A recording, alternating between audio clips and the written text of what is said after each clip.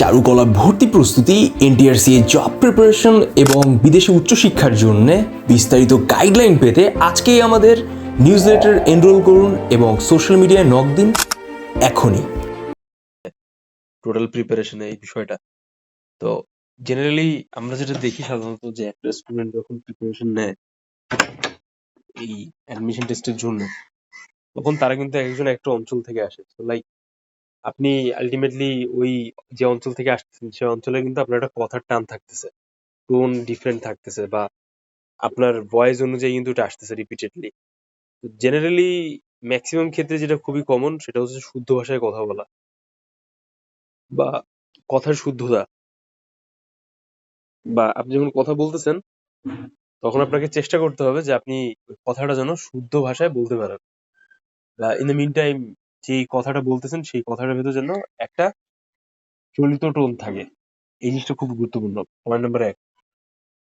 Point number 2 হচ্ছে যে একটা স্টুডেন্ট জেনারেলি যখন এক্সাম দেয় তখন তার আসলে লাইক মাথার উপর অনেক কিছু চিন্তা ভাবনা আসে যে কিভাবে এক্সাম হবে, কেন এক্সাম হবে, কি টাইপের কোশ্চেন করে, যত কিছুই শিখে যান না কেন। তো ওই সকল জায়গার দিক থেকেও এই ব্যাপারগুলোকে একটু ফোকাস রাখতে হবে। তো আজকে আমরা চেষ্টা করবো যে এই ব্যাপারটাকে একটু ক্ল্যারিফাই করা। আপনি ফার্স্ট 30 সেকেন্ড কিভাবে ইন্ট্রোডাকশন করতে পারেন আর আপনি কিভাবে প্রেজেন্ট করা উচিত নিজেকে।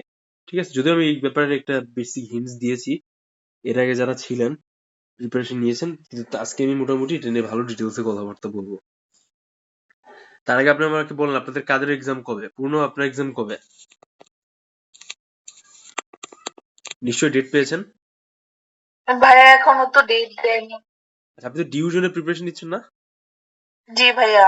ও আচ্ছা, তাহলে নির্বাচনের আর কি যেন নাম আপনার? বিক্রয়। ভাইয়া আপনার ডেটটা দেয়নি তাই না? ওকে। তো একটা পারফরমেন্স জেনারেলি যেটা হয় সেটা আসলে আপনাকে বুঝতে হবে যে এটা আসলে কিভাবে পারফর্মিংটা স্টার্ট হয় বা একটা বাচনভঙ্গি কেমন হয়। তো এর জন্য আমি প্রিভিয়াসলি আপনাদের সাথে কিছু ভিডিও শেয়ার করেছিলাম, তারপর আমি আরেকবার শেয়ার করতেছি, আপনারা একটু জাস্ট টুকটাক দেখবেন, দেখে আইডিয়া করার চেষ্টা করবেন। এইখানে এটা হচ্ছে বাংলাদেশ শিল্পকলা একাডেমির যে অফিসিয়াল ইউটিউব চ্যানেল আছে সেখান থেকে দেয়া। এখানে জাস্ট আপনি গিয়ে জাস্ট কিছু ধারণা নেওয়ার চেষ্টা করবেন। হ্যাঁ, কথার বলার স্টাইল বা প্রসেসটা আসলে তারা কিভাবে ব্যাখ্যা করতেছে। জেনারেলি একটা নাট্যকলা বা নাট্যকলা রিলেটেড যাই আমরা বলি, এটা মূলত পারফরমেন্স আর্ট বা কানেকটিভ বা কমিউনিকেশন আর্ট হিসেবে কিন্তু কম্পেয়ার করা হয়। তো লাগে আপনি যে সেটা যদি পড়ালেখা করেন, আপনি হচ্ছে পরে মিডিয়া কমিউনিকেশনে কাজ করতে পারতেন, পারফর্মিং আর্ট হিসেবেও আর্টিস্ট হিসেবে পারফর্মিং আর্টিস্ট হিসেবে কাজ করতে পারছেন। তো এটা মোটামুটি দুইটা সুবিধা আছে। তারপর আপনি এই নাট্যকলা বা এই নাট্যকলায় যদি দেখেন যে এখানে অনেক ইন্ডিভিজুয়াল ডিপার্টমেন্ট আছে যারা একসাথে কম্বাইন হয়ে একটা নাটককে সম্পন্ন করে। তো এইভাবে কিন্তু এই সেক্টরটা মূলত কাজ করে। তো যাই হোক, সবার আগে তো আপনি কমিউনিকেশন যখন করছেন কারোর সাথে, আপনি কোনো কথা বলতেছেন বা ইশারা করতেছেন, বা আপনার যে একটা ইন্টারঅ্যাক্টিভ ব্যাপার আছে সেটার মাধ্যমে তো বিষয়টাকে দেখানোর চেষ্টা করছেন, তাই না? যে ওটা কেমন, মনের ভাব কিভাবে প্রকাশ করা হয়, ওভারঅল এভরিথিং। তো ইন দ্য মিন টাইম এটা যখন আপনি ডেলিভার করতেছেন বিভিন্ন স্পেসিফিক টেকনিক্সে বা মানে আপনার যে একটা প্রসেস আছে বা মোটামুটি আপনি যেটা জানেন তার উপর বেস করে, তখন কিন্তু সরাসরি এই জিনিসটা ডিপেন্ড করে যে আপনি যে কিভাবে কনভে করতেছেন ওইটা আসলে কিভাবে কাজ করতেছে। ঠিক আছে? তো এটার জন্য আপনার ইন্ট্রোডাকশন বা ইন্ট্রোডাক্টরি পার্টটা একটু ভালোভাবে দিতে হবে। তো চলেন আমরা একটু জানার চেষ্টা করি যে এই ইন্ট্রোডাকশন পার্টে আপনাকে কিভাবে নিজেকে ইন্ট্রোডিউস করা উচিত। আপনি যখন এক্সাম হলে এন্টার করবেন, কমিটি থাকবে, এক্সাম বোর্ড থাকবে। সেই এক্সাম বোর্ড জেনারেলি ৪ থেকে বা ৩ জন টিচার থাকে, খুবই হাইলি স্কিল প্রফেশনাল স্পেসে তাদের একটা জায়গা। তো এট দ্য সেম টাইম তারা হচ্ছে তাদের ভিতর যে কেউ আপনাকে আস্ক করতে পারে যে তুমি এইটা এভাবে উপস্থাপন করে দেখাবো, ওইটা এভাবে উপস্থাপন করে, লাইক বুঝতেই পারছেন আমি কি বলতেছি। তো ওই জায়গাটা হচ্ছে আপনাকে নিজেকে তুলে ধরতে হবে বা চেষ্টা করতে হবে। হ্যাঁ, এখানে আপনার গেস্টার পোস্টার বলেন বা আপনার ফেসিয়াল এক্সপ্রেশন বলেন, খুবই পলাইট থাকাটা খুব জরুরি। খুবই কমপ্লিকেটেড বা এক্সাইটমেন্ট দেখানোর কোনো প্রয়োজন নাই। বা আমরা যদি এক্সপ্রেশন কথা বলি, এক্সপ্রেশনের কথা যদি সবার আগে বলি, যে অনেক স্টুডেন্ট থাকে যাদের খুব নার্ভাসনেস কাজ করে যখন বেশি কথা বলতে চায় কারোর সাথে। তারপর অনেক স্টুডেন্ট থাকে যে তাদের ফেসিয়াল এক্সপ্রেশনেই প্রকাশ পায় যে তারা আসলে অনেক বেশি পরিমাণে নার্ভাস। তো এই বিষয়গুলো না আনাটাই বেটার এখানে। এরপরে আপনি যখন কারোর সাথে কোনো আলাপ দিচ্ছেন, কথা বলতেছেন, তখন আপনার সাধারণত একটা কমফোর্টের ব্যাপার থাকে। যেমন আপনি যখন কোনো আননোন পার্সনের সাথে হুট করে কথা বলতেছেন, তখন কিন্তু অনেক আপনার জটিলতা তৈরি হচ্ছে নিজের ভিতরে। আরে কিভাবে হবে কথা, এই সেই। বিশেষ করে যারা সিনিয়র মুরব্বি টাইপ থাকে, সেম এই ব্যাপারটা আলাদা। বাট হুট করে যখন আপনি কারোর সাথে কথা বলছেন, ইটস এ ডিফারেন্ট সিনারিও। তো এক্সপ্রেশনালি ওই মুহূর্তে ডিল করাটা খুব বেশি গুরুত্ব, যে তারা কিভাবে অ্যাপ্রোচ করতেছে, আপনি তাদের সাথে কিভাবে ডিল করছেন। এটা সত্যি কথা যে তারা আপনাকে সিম্পল কোয়েশ্চেন করবে একটা, যে তোমার পরিচয় দাও। কিন্তু আপনার যে বলার টেকনিক্যাল জায়গাটা আছে সেটা তো সেরকম পোলাইট থাকা লাগবে, তা না হলে কিন্তু ঝামেলা। যেমন মনে করেন যে আপনাদের ভিতর অনেকের ভয়েস অনেক ভারী, হয়তোবা আপনি অনেক লাউড কথা বলছেন, বা আপনার হয়তোবা প্র্যাকটিসটা ওরকম হওয়ার কারণে আপনার ভয়েসটা হয়তো অনেক ভারী হয়ে গেছে, বা আপনি হয়তোবা সাডেনলি অসুস্থ, বা আপনার হচ্ছে মানে কি বলা যায় ঠান্ডা লাগছে, ভয়েস ভারী হয়ে গেছে। তো আপনি যেই সিচুয়েশনেই থাকেন, যেভাবে এক্সপ্রেস করেন নিজেকে, সবসময় চেষ্টা করতে হবে পোলাইট থাকা। তারপর পোলাইট থাকার পাশাপাশি আপনি যখন কোনো অ্যান্সার ডেলিভারি করতেছেন, বা আপনার কোয়েশ্চেনের উপর বেস করে যখন আপনি উত্তর দিচ্ছেন, তখন যেন এরকম না হয় যে আপনি একটা ইনফরমেশন জানেন না, কিন্তু তারপরও আপনি ওই ইনফরমেশন নিয়ে বহুত কথা বলার চেষ্টা করছেন বা বলতেছেন। তো এইগুলো জিনিস কিন্তু খুব নেগেটিভ ভাবে তাদের হয়, তাদের ক্ষেত্রে কাজ করে। সবসময় চেষ্টা করতে হয় যে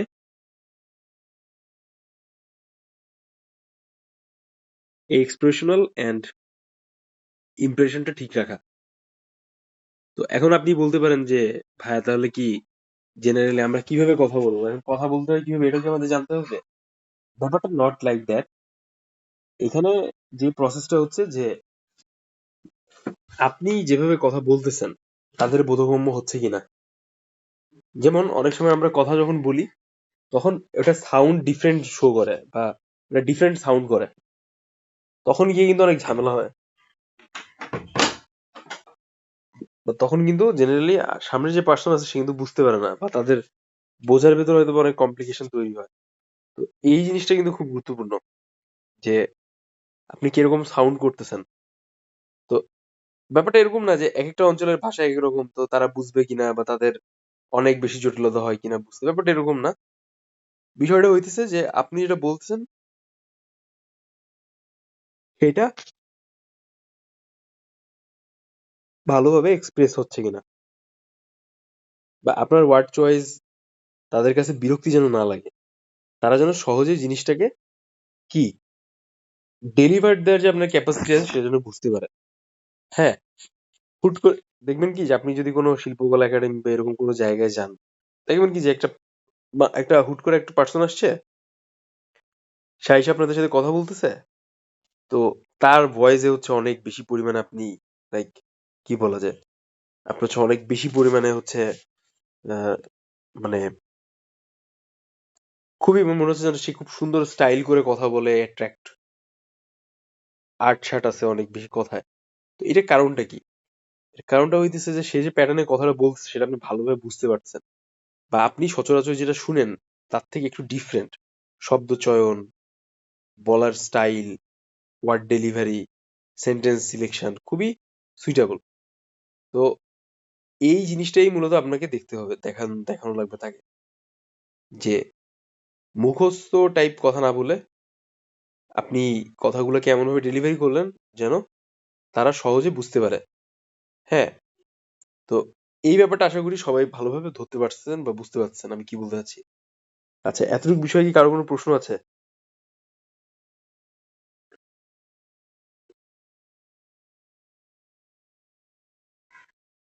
anyone, do you have any questions? কেউ কি আছেন অনলাইনে আদৌ? বুঝলাম না। নাই। ওকে, তাহলে আমি ধরে নিলাম যে এখানে কারো কোনো প্রশ্ন নেই। এবার হচ্ছে আমরা নেক্সট সেটে চলে যাই, সেকেন্ড পার্টে আমাদের আজকের ডিসকাশনের। তো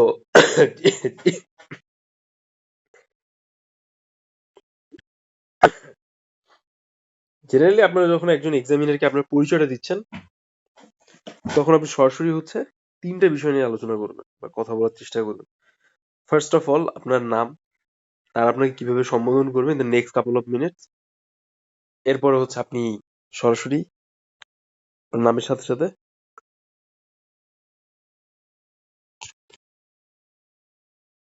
চেষ্টা করবেন আপনি কোথায় থেকে এসেছেন এটা বলার জন্য। অ্যান্ড থার্ডলি আপনি বলার চেষ্টা করবেন যে আপনি কি বিষয় করেন বা আপনার অ্যাক্টিভিটিস কি বা আপনি কি টাইপের ব্যাপারকে পছন্দ করেন। ঠিক আছে? সো লাইক আপনি যখন এই তিনটা সেন্টেন্সে তিনটা বিষয় বলছেন বা দুইটা সেন্টেন্সে বলছেন, তখন তারা কিন্তু ক্লিয়ার হয়ে গেল এক্স্যাক্টলি যে আপনার এক্সপার্টিস কোথায় বা আপনি কি জানেন বা জানেন না। ঠিক আছে? এটা কখন বলবে যে যদি তারা আপনাকে জিজ্ঞেস করে যে তোমার পরিচয় দাও। ঠিক আছে? তো আপনার পরিচয় কিন্তু শুধু আপনার নাম হইতে পারে না, তারা কিন্তু জানে যে আপনি অ্যাডমিশন ক্যান্ডিডেট। তো যদি আপনি মনে করেন যে আপনি বলবেন যে আমি অমুক জায়গা থেকে এই সাবজেক্টে পড়েছি, সেই সাবজেক্টে পড়েছি, আপনি যদি গড় গদগদ করে কথাবার্তা বলেন, তাহলে না তারা একটা বিরক্তি ফিল করবে, বদার্ড হবে। তাহলে কি কেমন বাচ্চা, কেমন কথা বলে। সো এই স্ট্যান্ডার্ড বা এই সিকোয়েন্সটা আপনার মেনটেন করতে হবে। তাহলে কিভাবে আমরা যদি একটু বোঝার চেষ্টা করি, সবার আগে আপনার নাম, এরপর আপনি কোথা থেকে এসেছেন, থার্ডলি হচ্ছে আপনি কি টাইপের জিনিস করতে পছন্দ করেন বা আপনার এক্সট্রা কারিকুলার অ্যাক্টিভিটিস কি।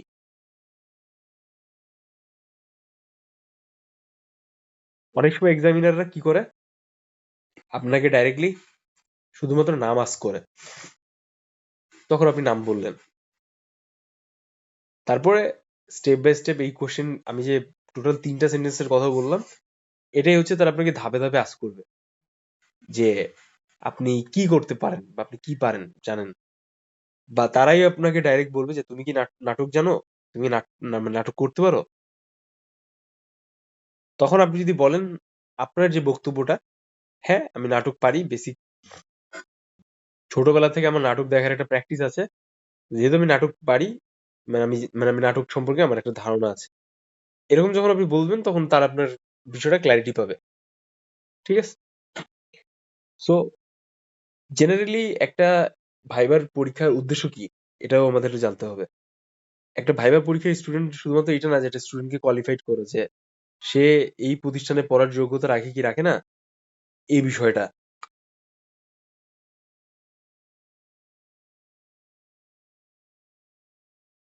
একটা ভাইবা পরীক্ষার উদ্দেশ্য হচ্ছে যে একজন টিচার আইডেন্টিফাই করতে চায় বা আইডেন্টিফাই করতেছে আপনাকে থ্রুতে যে আপনি প্রতিষ্ঠানে পড়ার যে যোগ্যতা রাখেন এটা তো বটেই, কিন্তু এর সাথে সাথে আপনার ইন্টেনশনটা আসলে কি। মানে আপনি যে এখানে পড়বেন, আপনি কি এখানে জাস্ট সেকেন্ড টাইম এক্সামে কোথাও ফার্স্ট টাইমে কোথাও চান্স পাননি এই জন্য আসছেন, নাকি হচ্ছে আপনি এক্স্যাক্টলি মানে হার্ড কোর যারা নাট্যকলায় পড়তে চায়, তারা এই প্রতিষ্ঠানে পড়ার জন্য বায়াস কিনা বা ইন দ্য লং টার্ম তারা এই প্রতিষ্ঠানে পড়ালেখা করে সাকসেসফুলি নিজের ক্যারিয়ারটাকে এস্টাবলিশ করবে কিনা, এই টাইপের মানুষদের তারা খুঁজে বের করতে চায়। এই জন্যই হইতেছে মূলত ৩ জন থেকে ৪ জন টিচার একটা এক্সাম কমিটিতে ভাইবার জন্য স্টুডেন্টদের সাথে ডিল করে। ঠিক আছে? তো তারা চেষ্টা করে যে 30 to 40 সেকেন্ডস বা 2 or 3 মিনিটসে একজন এক্সামিনার স্টুডেন্টকে চেষ্টা করে যে তাদের কোয়ালিফিকেশনটা বের করে আনা বা তাদের ভেতরে যে সুপ্ত প্রতিভা আছে বা এদের থ্রুতে যে নাট্যকলার বিভিন্ন জিনিসপত্র হবে, এই বিষয়টাকে অর্গানাইজ করা বা এই বিষয়টার ক্ল্যারিটি আনা, যেন সরাসরি পরবর্তী যখন আপনি তাদের প্রতিষ্ঠানে বা ইনস্টিটিউটে আসতেছেন, আপনি যেন সাকসেসফুলি এখানে পড়ালেখা করতে পারেন। এই বিষয়টাই মূলত আইডেন্টিফাই করাটাই হচ্ছে এই পরীক্ষার উদ্দেশ্য। হ্যাঁ? সো এমনি জেনারেলি আমাদের বাংলাদেশে যে কাহিনী আছে যে চারুকলা, নাট্যকলা, সঙ্গীত, এগুলোর গুরুত্ব একটু কম দেওয়া হয়, কিন্তু ব্যাপারটা কিন্তু এরকম না। বাংলাদেশে এমন অনেক প্রতিভাবান মানুষ আছে যারা বাংলাদেশের হইতেছে অনেক বড় বড় জায়গায়, বড় বড় স্পেসে অনেক গুরুত্বপূর্ণ ভূমিকা পালন করছে বা অনেক ভালো করতেছে। হয়তোবা নথিবদ্ধ নাই, দেখা যায় যে যারা শিক্ষক ছিল তারাই আর্টিস্ট বাংলাদেশের প্রেক্ষাপটে। কারণ আপনি জয়নুল আবেদিন, কামরুল হাসান, যাকেই দেখেন না কেন সবাই শিক্ষকই কিন্তু। এস এম সুলতান বলেন, সবাই শিক্ষক। আবার এনআইরা আর্টিস্ট। তাহলে ঘটনাটা হচ্ছে কি যে জেনারেলি আর কেউ নাই এছাড়া যারা আর্টিস্ট আছে, অবশ্যই আছে, কিন্তু বাংলাদেশের মানুষ মূলত এই স্পেসিফিক ইন্ট্রোডাকশনের মাধ্যমেই বুঝে যে এটাকে আর্টিস্ট বলে। ওই সংজ্ঞাই তারা 50 বছর ধরে চর্চা করতেছে, যার কারণে তারা এটাকে আর্টিস্ট মনে করে। আর এটা মনে করেন যে আমাদের সমাজেরই ব্যর্থতা, তাই না? এখন একটা সমাজ বা একটা রাষ্ট্র যখন তৈরি হয়, কি কি থাকে রাষ্ট্রের? রাষ্ট্রে একটা পতাকা থাকবে, একটা মিলিটারি সিকিউরিটি ফোর্স থাকবে, ল্যাঙ্গুয়েজ থাকবে, একটা জিওগ্রাফিক্যাল লোকেশন থাকবে, তাই না? এরকম কিন্তু 10 থেকে 15টা একটা বিষয় আছে, যেটা হচ্ছে একটা রাষ্ট্র হিসেবে তাকে পরিচিত করে। ঠিক তেমনি শুধুমাত্র আপনি যদি একটা আর্টিস্টকে, মানে আপনি যদি একটা আর্ট ইন্ডাস্ট্রির কথা চিন্তা করেন, সেইখানে ইন্ডিভিজুয়াল অনেক মানুষের থাকার প্রয়োজন আছে যারা ওই জিনিসটাকে এক্সপ্যান্ড করতেছে। লাইক প্রচারণার ক্ষেত্রে একটা মানুষ থাকতে পারে, প্রতিনিয়ত যারা আর্টিস্টরা একটা প্রপারলি মানুষের সাথে অ্যাটাচ হচ্ছে, কানেক্টেড হচ্ছে বিভিন্ন মাধ্যমে। এখন মনে করেন যে আজকে আপনার বিয়ে হয়েছে, আপনি আপনার শ্বশুর বাড়ি গেছেন, আর আপনি কি সবসময় চুপচাপ বসে থাকবেন? না, আপনি সবার সাথে পরিচয় হবেন, মিশবেন, কথাবার্তা বলবেন, তাই না? এভাবে হচ্ছে আপনার কিন্তু একটা আন্ডারস্ট্যান্ডিং বাড়বে ওইখানে, আপনার একটা সমাজে তাদের যে এনভায়রনমেন্ট আছে সেই এনভায়রনমেন্টে আপনার হচ্ছে একটা ওয়েট বাড়বে। তো এটা কিন্তু একদিনে হবে না, এটা কিন্তু আস্তে আস্তে হবে। তো এই যে দীর্ঘ চর্চাটা বা আপনার প্র্যাকটিসটা, কমিউনিকেশন, এঙ্গেজমেন্ট, তারপর হচ্ছে আপনার রিফ্লেকশন বা পার্সোনালিটি, এগুলা কম্বাইন কিন্তু আপনাকে ওই যে একটা ফ্যামিলি আছে সেই ফ্যামিলির ভেতর আপনার ওয়েটটাকে তুলে ধরবে। ইন দ্য সেম ওয়ে আপনি যেই ফিল্ডেরই কথা বলেন না কেন, এই ব্যাপারটাই মূলত রিফ্লেক্ট হয় বা কনভে হয় যে কিভাবে এক্স্যাক্টলি আপনি নিজেকে তুলে ধরতেছেন, এই বিষয়টাই। যাই হোক, তো আমরা মোটামুটি একটা বিষয় নিয়ে কথাবার্তা বললাম, এখন আমরা একটু টেস্টিং যাই। তো আপনি আমাকে বলেন আপনাদের ভেতরে একজন, আপনারা আপনাদের পরিচয় দেন। ওকে, সবার আগে পূর্ণতা দেন, পরিচয় দেন আপনার। মনে করেন আমি একটা এক্সাম কমিটির একটা এক্সামিনার, আপনাকে আস্ক করতেছি। আপনি এক্সাম হলে এন্টার করলেন, আমার সামনে দাঁড়াইছেন, আমার থেকে 4 ফিট দূরে। এখন আপনি আমার দিকে ফেস আই কন্ট্যাক্ট করছেন, এখন আমি আপনাকে বললাম আপনি পরিচয় দেন। আপনি উত্তর আমাকে কি বলবেন? জি ভাইয়া, আমি কি ফার্স্টে সালাম দিব নাকি অন্য কিছু বলবো? এটাই হইতেছে আপনার সব থেকে বড় সমস্যা, যে আপনি শুনছেন বাট আপনি অনেক কনফিউজড। এই জি কনফিউশনটাই মূলত এক্সাম হলে হবে। ঠিক আছে, আপনি আগে পরিচয় দেন, দেন আমি আপনার ভুল ধরতেছি বলতেছি। বলেন, শুরু করেন। জি ভাইয়া, আমি পূর্ণতা কিশোরগঞ্জ থেকে বলছি। আমার এক্সট্রা কারিকুলাম গান, আবৃত্তি, অভিনয়। অলরাইট, এবার হচ্ছে বিক্রয়। কি কি নাম আপনার? আপনার নামটা চেঞ্জ করেন, বিক্রয় লেখা।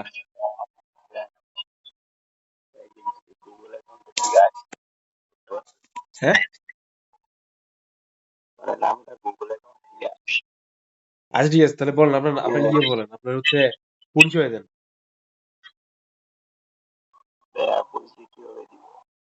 আমি এতক্ষণ কি বললাম, আপনি ঘুমাইছিলেন না শুনছেন? তো বলেন, পরিচয় বলেন, উনি দিছে আপনিও দেন।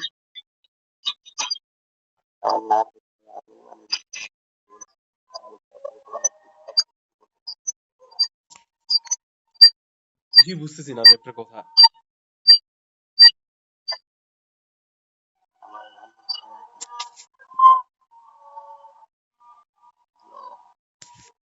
হ্যাঁ, পরিচয় দেন, আশ্চর্য। আপনি পরীক্ষায় কি টিচারদের বলবেন হ্যালো?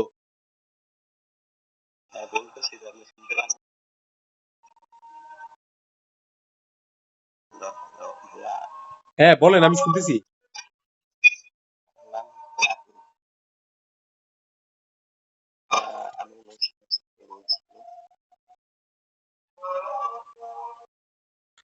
আচ্ছা, আমার মনে হয় আপনার আজানটা শেষ হোক, ঠিক আছে? আপনি আর একটু শুনেন ভালোভাবে।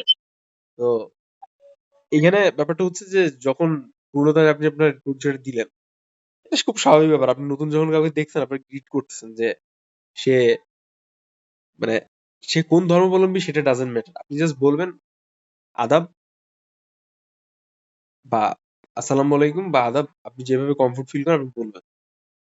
আপনার নাম, আপনি কোথায় থেকে এসেছেন, এভাবে বলবেন। আমি অমুক জায়গা থেকে এসেছি, ঠিক আছে? এক সেন্টেন্সে। তারপর লাস্টে বলবেন যে আপনি আবৃত্তি, সঙ্গীত বা যেটা যেটা আপনি জানেন সেটা করতে পছন্দ করেন। তো এভাবে কিন্তু আপনার ফার্স্ট সেন্টেন্স আপনি শেষ করবেন। যদি বলে যে তারা আপনাকে যে আপনার পরিচয় দেন, এই অ্যান্সার হবে এরকম। আর যদি তারা আপনাকে আস্ক করে যে আপনার নাম কি, তখন আপনি বলবেন যে আমি অমুক বা আমার নাম এইটা। ঠিক আছে? সবাই কি আমার কথা বুঝতে পারছেন? জি ভাইয়া। ওকে, তাহলে আরেকবার ট্রাই বলেন, শুরু করেন। আমার নাম পূর্ণতা। আমি কিশোরগঞ্জ থেকে এসেছি। আমি গান, আবৃত্তি এবং নাটক ছোটবেলা থেকেই অনেক পছন্দ করি এবং এই তিনটার উপর আমার মোটামুটি দক্ষতা আছে। আচ্ছা, এত কিছু বলার দরকার নেই, আপনি আবার ভুল করছেন। একটা মানুষ যখন নাম বলতেছে কারোর, সে তার পূর্ণ নাম বলবে বা পুরো নামটা বলার চেষ্টা করতে হয়। ভাইয়া আমার এটাই ফুল নেম। পূর্ণতা পূর্ণ আপনার এখানে দেখা যাচ্ছে, আপনি পূর্ণতা কেন বলবেন? না, এটা ভাইয়া আমার নিকনেম। আর মেইন নেম কি? আপনি আপনার কোনো সারনেম বা নিকনেম নাই?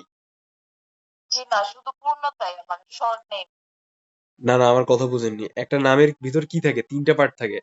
একটা হচ্ছে ফুল নেম, যে ব্যাপারটা আমরা বলি ফার্স্ট নেম মিডল নেম, বা first name middle name last name. এখানে হচ্ছে অনেকে আবার ফার্স্ট নেম মিডল নেম বা ফার্স্ট আর লাস্ট নেম বা সার নেম এভাবে ইউজ করে। আপনার সিকোয়েন্সটা কি আসলে? শুধু একটাই ভাইয়া, পূর্ণতা। ও, ঠিক আছে। আপনার কোনটায় দক্ষতা আছে এগুলোর দরকার নেই, আপনি বলবেন যে আপনি এটা করতে পছন্দ করেন বা আপনার এই ব্যাপারে জি। ধারণা আছে। ঠিক আছে? ওকে, জি। Very good. আচ্ছা, এবার বিক্রয় আপনি বলেন।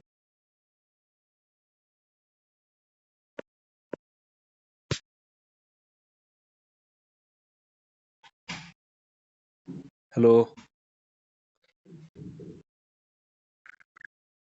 হ্যাঁ, আজান শেষ, বলেন এখন।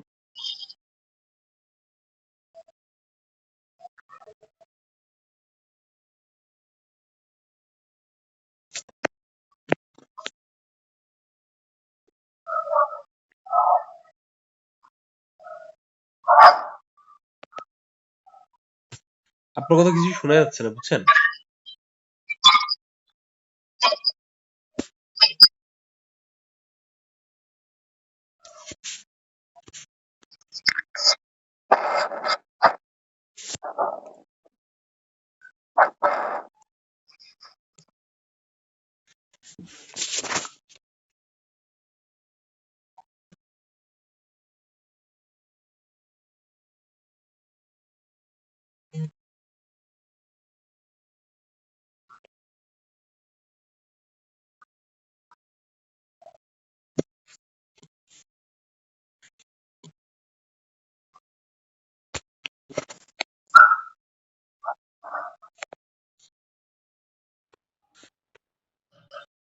Do you know Dr. Mohammad Yunus? No. Do you know Hamza? Hamza Choudhury? Footballer Hamza Choudhury? No. Oh, how can I give you a clue? Do you know Sakib Al Hasan in cricket? Bangladesh. Right.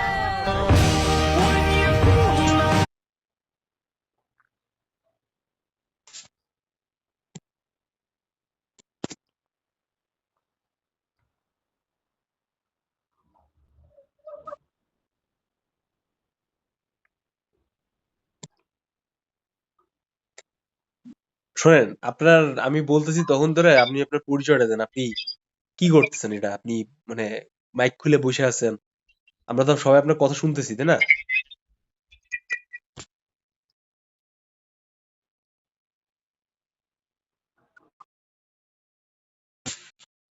আশ্চর্য।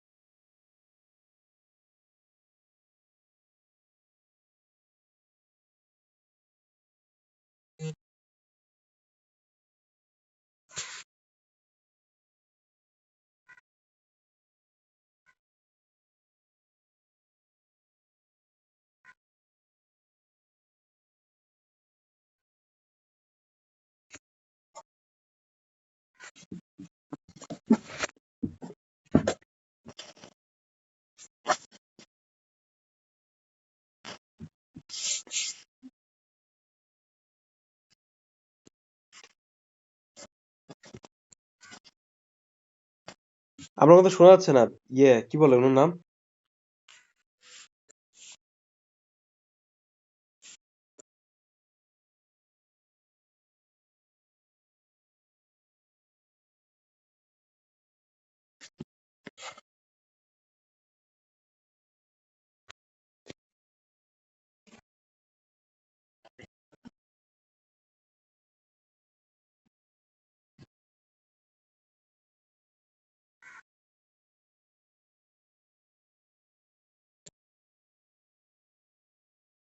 আচ্ছা দেখেন, একজন question করছে যে ভাইয়া harmonium শিখলে বেশি ভালো হবে নাকি গুই গুই গিটার?